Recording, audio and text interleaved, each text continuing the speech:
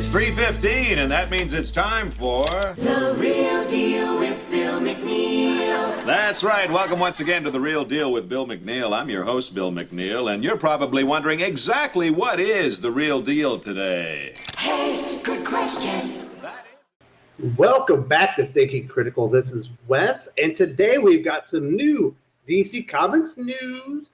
We've got the Super Sons returning in a digital-only series. I believe it's going to be 14 or 15 parts. We've got a new Jim Lee variant cover that he just displayed to the world for the Batman Catwoman series from Tom King and Clay Mann coming up. Also, we have some details about Endless Winter from Ron Mars and Andy Lanning. I have a couple of quotes from a recent interview. We're going to talk about that. And I want to say this. If you're noticing that the audio quality maybe has come up a little bit better, there's a reason for that. With my old mic, I did not realize that my one-year-old could reach it. And by the time I did, he had done some things to it.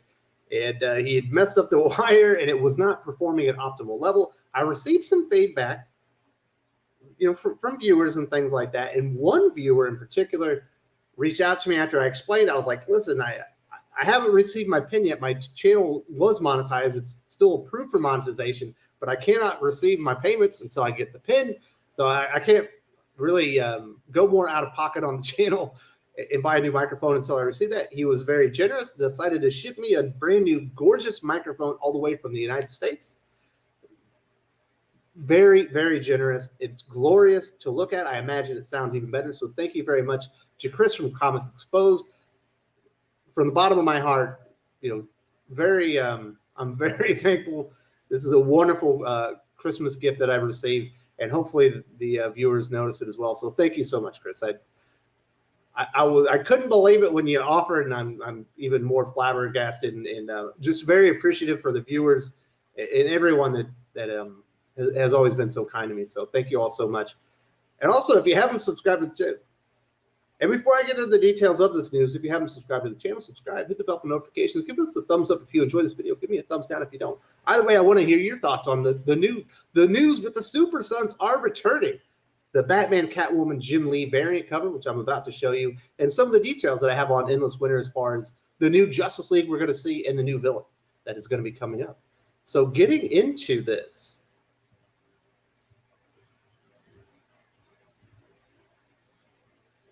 this is the cover for the first issue. It is going to be called Challenge of the Super Sons. And like I said, it's going to be a digital first series. And basically, there's a parchment of paper, and if your name shows up on it, you're marked for death. And the Super Sons are going to have to go out there, and they're going to have to save whoever's been marked. Maybe it's one of them. Who knows? This will be written by Peter J. Tomasi, who has written the original Super Sun series, which I believe ran for 18 issues. He also wrote the Adventures of the Super Sons. The prequel that came out afterwards. It was a 12-parter that was absolutely terrific. Not as good as the original, but still very good. The artist on this is going to be Max Raynor, Jorge Corona, Evan Stanley. I imagine this will be just as good as far as quality as the first two series because it has the same writer. We'll see how it goes with the artist. Obviously, Jorge Jimenez was deeply involved in the original series. Nobody's probably ever going to touch that. I even thought Jorge Jimenez kind of blew Patrick Gleason out of the water as far as drawing John Kent and Damian Wayne. That was just my opinion. Yeah, this is a 14-part miniseries. This will be debuting in December, and it's digital only. More indications that DC is putting their money where their mouth is as far as their new focus on digital comic books. Obviously, they really emphasized the DC digital first strategy. Once the pandemic shut down, they took a lot of existing material that was supposed to go into those giants that were kind of for Walmart. I believe they're in comic shops now. They kind of put those out as DC digital first. We also recently got a new Injustice, I believe, 0 year digital first. We also got a Deceased attached digital first. We got a Harley Quinn red, white, and black DC digital first. Now we're getting Super Sons, a very beloved property. And I think this will definitely get some eyes on what DC is doing as far as digital comics. This is something I'm very interested in. I will likely be reading it with my own 5-year-old who loves comic books, and he is a huge John Kent fan. Also likes Damian, but not quite as much as Sean Kent. Definitely one of the worst things that happened with Brian Michael Bendis taking over Superman was that this series that was so beloved was just, they had to get rid of it because they were going to age John up and send him over to the Legion of Superheroes. So I'm very excited that the challenge of the Super Sons is coming up. I don't always love the DC Digital First, but I am certain that I'm going to love this one. And I think a lot of people are going to be very excited. And, anytime we can get more Super Sons, John and Damian deserve to be together. That's one of the things I really hope they do when they, when Dark Knight's death metal is over and continuity no longer matters. Bring the Super Sons back in print because we deserve more adventures with the Super Sons. The sons, obviously, of Superman and Batman. So I think everyone's probably really excited about this. I know Tevye Smolka is going to be over the moon about this. He has been upset ever since they got rid of that series. He is the biggest John Kent mark I know.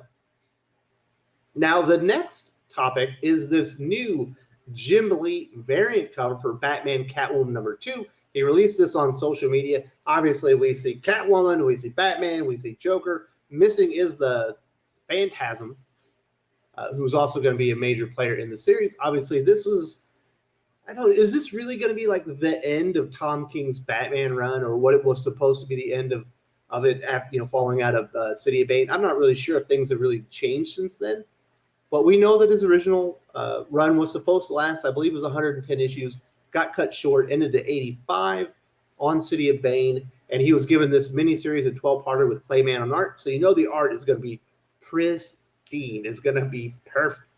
It is going to be gorgeous. Now, will the writing be great? Yeah, will the story be good? I'm personally not a big fan of Tom King's Batman. It started out okay. Definitely dipped down in quality. I thought the end of the War of Jokes and Riddles was a harbinger of things to come, that he didn't take the character very seriously, and everything was kind of like a big joke to him. I think in the lead up to Batman 50, he dropped the ball significantly, and then after the feedback he received from Batman 50, he kind of broke apart, and the series just fell apart. Was utter trash. I mean, the Nightmare story arc is still one of the worst things I've ever read. Very poor quality. Obviously, Batman miniseries with Tom King, I imagine this will be an enormous seller, and this is a pretty important series. This is going to be one of the few kind of big titles DC has out in the market while Future State's going on. They kind of put all their chips in a Future State. Not going to be a whole lot else going on.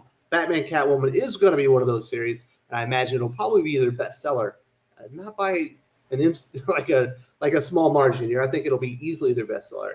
And this Jim Lee variant cover on issue #2 is certainly going to help that. Jim Lee is a beloved artist. Obviously, he's he's an executive DC Comics now. He's kind of the chief creative officer over everything DC Comics related as far as characters, and still one of the greatest living artists out there, and he does amazing variant covers. I imagine people are very excited about this. Now, we did recently have an interview, I believe it's from CBR.com, on the Justice League Endless Winter kind of mini event that's going to be taking place in December before we get into Future State in January and February.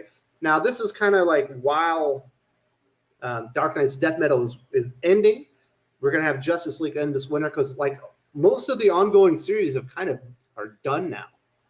They've kind of wrapped up. Obviously, Batman will go until then, Superman, Action Comics, but a lot of them kind of wrapped up. So we're going to get this big Endless Winter event just in 1 month. It's not, you can tell it's not important, and we're going to get the introduction of something called Justice League Viking. And this is what Andy Lanning, the co-writer, along with Ron Mars, had to say about it. Maybe every era has some version of the Justice League. The heroes of any given era will always rise up to battle any great threat. Then there was logic of who was around in that era when we could possibly use or potentially use. Hippolyta definitely came to the fore, as did Black Adam and Swamp Thing. So we're kind of getting this Avengers AD thing that Jason Aaron tried to incorporate into his Avengers series that I think has been a monumental failure. I guess on the surface, it's kind of an interesting idea, but then you're like, really, was there always a Justice League? Was there always an Avengers team?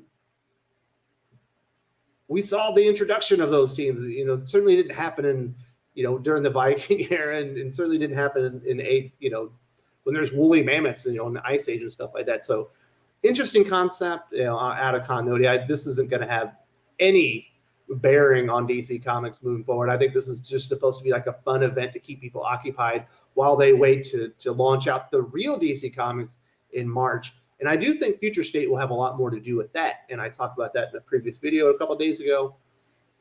So you're getting Justice League Viking. Sounds a whole lot like Avengers AD to me. I don't find that particularly exciting.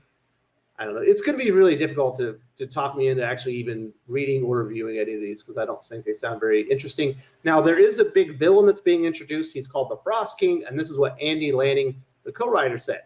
The Frost King is brand new, and all props to the artists we work with for making him pretty formidable and a great-looking visual. We had a number of different artists work on aspects and designs, so there's a few different versions of the Frost King that will not appear in the story. I believe this is the final version of the character. This is the one that they put out, and that's the Frost King that the Justice League Viking will be fighting. Sounds a whole lot like the Frost Giants and probably their king from Thor. Makes sense. Thor is a Norse god, Viking mythology, and that's who they're going to be fighting in here. So it feels like a lot of rehashed ideas that Marvel have already done. I'm sure they've already done these in DC Comics as well. So this is not an important event. Like I said, this is just supposed to be fun and to keep people occupied until the real things at Marvel start popping off in March. Obviously, I do think they want people to read Reading Future State, but I feels like Endless Winter is just kind of a throwaway event.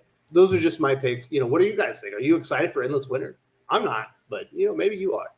So that'll basically do it. Like I said, once again, I want to say thank you very much to Chris from Comics Exposed for this wonderful, beautiful, brand new microphone. Hopefully, it sounds like $1 million on the other side because it's so nice to work with. Today we covered the Super Sons are returning and Challenge of the Super Sons, a 14-part digital first series. I imagine if it's popular enough, it'll be collected on trades in print eventually, but it will not be released as individual floppies. Batman Catwoman is coming out soonish. I believe it's soon. I believe it's in December. Jim Lee has a new variant for issue number 2. He just released it. Looks like $1 million, but it's Jim Lee, you would imagine. So Endless Winter, I got some updates as far as Justice League Viking, the Frost King villain. Doesn't sound too exciting for me, but I definitely want to hear from you guys. What are you most excited about? Are you excited about the return of the Super Sons? Are you excited about a new Jim Lee variant cover with Batman, Joker, and Catwoman on it? Or are you excited for the Endless Winter kind of mini event going on in December? Let me know. If you enjoyed this video, please give it a like. I would appreciate it very much. It helps us attract more views for the channel. Subscribe for future commentary, comic book news, and reviews. And don't forget to ring the bell for notifications. If you want to talk comics, movies, and much, much more, you can follow me on Twitter at Wes_from_TC. With that, Salamat Po, and I'm out.